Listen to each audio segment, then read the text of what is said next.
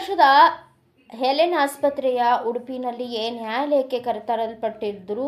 ಅವರ ವಿರುದ್ಧ ಗಂಭೀರ ಕಳ್ಳತನ ಪ್ರಕರಣ ದಾಖಲಾಗಿತ್ತು. ಆ ದೃಶ್ಯವನ್ನು ಕಂಡ ನ್ಯಾಯಾಧೀಶರಿಗೂ ಕ್ಷಣಕಾಲ ನಂಬಲಾಗಲಿಲ್ಲ. ಹೆಲೆನ್ 91 ವರ್ಷ ಮತ್ತು ಜಾರ್ಜ್ ದಂಪತಿಗಳು 65 ವರ್ಷಗಳಿಂದ ಜೊತೆಯಾಗಿ ಬದುಕುತ್ತಿದ್ದರು. ಜಾರ್ಜ್ ಅವರಿಗೆ ತೀವ್ರ ಹೃದಯ ವೈಫಲ್ಯದಿದ್ದು ಪ್ರತಿದಿನ 12 ಮಾತ್ರೆಗಳನ್ನು ಸೇವಿಸಿದರೆ ಮಾತ್ರ ಬದುಕಲು ಸಾಧ್ಯವಾಗುತ್ತಿತ್ತು. ಅವರು ಜೀವನ ಪೂರ್ತಿ ಕಷ್ಟಪಟ್ಟು ಬದುಕಿದವರು. ಆದರೆ ಕಳೆದ ವಾರ ಹಣದ ಕೊರತೆಯಿಂದ ಆರೋಗ್ಯ ವಿಮೆ ಪ್ರೀಮಿಯಂ ಪಾವತಿಸಲು ಸಾಧ್ಯವಾಗದೆ ಅವರ ಪೂರಕ ಆರೋಗ್ಯ ವಿಮೆ ರದ್ದಾಯಿತು.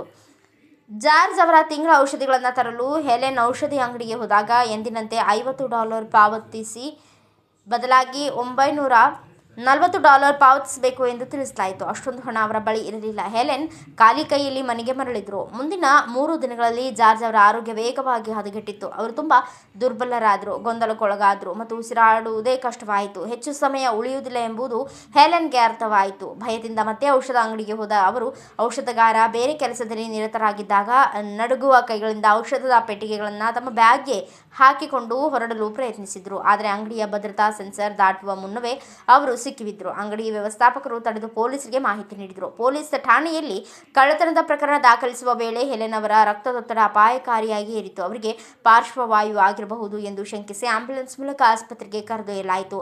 ಮರುದಿನ ಆಸ್ಪತ್ರೆಯಿಂದಲೇ ಅದೇ ನೀಲಿ ಆಸ್ಪತ್ರೆ ಉಡುಪಿನಲ್ಲಿ ಕೈಗಳಿಗೆ ಸಂಕೋಲೆ ಹಾಕಿದ ಸ್ಥಿತಿಯಲ್ಲಿ ಅವರನ್ನು ನ್ಯಾಯಾಲಯಕ್ಕೆ ಹಾಜರುಪಡಿಸಲಾಯಿತು. ಗೌರವಾನ್ವಿತ ನ್ಯಾಯಾಧೀಶರೇ, ನನ್ನ ಜೀವನದಲ್ಲಿ ಇಂತಹ ದಿನ ಬರುತ್ತದೆ ಎಂದು ನಾನು ಎಂದಿಗೂ ಊಹಿಸಿರಲಿಲ್ಲ ಎಂದು ಹೆಲೆನ್ ನಡುಗುವ ಧ್ವನಿಯಲ್ಲಿ ಹೇಳಿದರು. ನ್ಯಾಯಾಧೀಶ ಮಾರ್ಕ್ಸ್ ಅವರು ಪ್ರಕರಣದ ದಾಖಲೆಗಳನ್ನು ನೋಡಿದರು. ನಂತರ ಭಯದಿಂದ ನಿಂತಿದ್ದ ವೃದ್ಧೆಯನ್ನು ನೋಡಿದರು. ಅವರ ಮುಖದಲ್ಲಿ ದುಃಖ ಮತ್ತು ಆಶ್ಚರ್ಯ ಸ್ಪಷ್ಟವಾಗಿತ್ತು. ಬಿಲೀಫ್, ಮೊದಲು ಅವರ ಕೈಯಲ್ಲಿರುವ ಸಂಕೋಲೆಗಳನ್ನು ತೆಗೆದುಹಾಕಿ ಎಂದು ಅವರು ಶಾಂತ ಆದರೆ ದೃಢ ಧ್ವನಿಯಲ್ಲಿ ಆದೇಶಿಸಿದರು. ನಂತರ ಸರ್ಕಾರಿ ವಕೀಲರತ್ತ ತಿರುಗಿ ಮಹಿಳೆಯ ವಿರುದ್ಧ ಗಂಭೀರ ಕಳ್ಳತನದ ಆರೋಪವೇ ಎಂದು ಪ್ರಶ್ನಿಸಿದರು. ಕಣ್ಣೀರು ಹಾಕುತ್ತಾ ಹೆಲೆನ್ ಹೇಳಿದರು, ನನ್ನ ಗಂಡನಿಗೆ ಉಸಿರಾಡಲು ಸಾಧ್ಯವಾಗುತ್ತಿರಲಿಲ್ಲ. ಏನು ಮಾಡಬೇಕು ಎಂದು ನನಗೆ ತಿಳಿಯಲಿಲ್ಲ. ಅವರೇ ನನ್ನ ಎಲ್ಲವೂ. ನನಗೆ ಬೇಕಾದದ್ದು ಅವರ ಔಷಧ ಮಾತ್ರ. ಈ ಮಾತು ಕೇಳಿದಾಗ ನ್ಯಾಯಾಧೀಶರ ಮುಖ ಗಂಭೀರವಾಯಿತು. ಆದರೆ ಅವರ ಕೋಪ ಹೆಲೆನ್ನ ಮೇಲಲ್ಲ, ಪರಿಸ್ಥಿತಿಯ ಮೇಲಿತ್ತು. ಇವರು ಅಪರಾಧಿಯಲ್ಲ, ಇದು ನಮ್ಮ ವ್ಯವಸ್ಥೆಯ ವೈಫಲ್ಯ ಎಂದು ಅವರು ನ್ಯಾಯಾಲಯದಲ್ಲಿ ಹೇಳಿದರು. ಅವರು ತಕ್ಷಣವೇ ಎಲ್ಲ ಆರೋಪಗಳನ್ನು ವಜಾಗೊಳಿಸಿದರು. ಅದರೊಂದಿಗೆ ನಿಲ್ಲದೆ ವಿಚಾರಣೆಯನ್ನು ತಾತ್ಕಾಲಿಕವಾಗಿ ಸ್ಥಗಿತಗೊಳಿಸಿ ನ್ಯಾಯಾಲಯದಿಂದಲೇ ಆಸ್ಪತ್ರೆಯ ಸಾಮಾಜಿಕ ಕಾರ್ಯಕರ್ತ ವಿಭಾಗಕ್ಕೆ ಕರೆ ಮಾಡುವಂತೆ ಸೂಚಿಸಿದರು. ಶ್ರೀಮತಿ ಮಿಲ್ಲರ್ ಅವರನ್ನು ಮತ್ತೆ ಆಸ್ಪತ್ರೆಗೆ ಕಳುಹಿಸಿ ಅವರಿಂದ ಯಾವುದೇ ಆಸ್ಪತ್ರೆ ವೆಚ್ಚ ವಸೂಲಿ ಮಾಡಬಾರದು. ಇಂದಲೇ ಒಬ್ಬ ಸಾಮಾಜಿಕ ಕಾರ್ಯಕರ್ತರು ಅವರ ಮನೆಗೆ ತೆರಳಿ ಅವರ ಪತಿಗೆ ಅಗತ್ಯವಿರುವ ಔಷಧ ದೊರೆಯುವಂತೆ ನೋಡಿಕೊಳ್ಳಬೇಕು.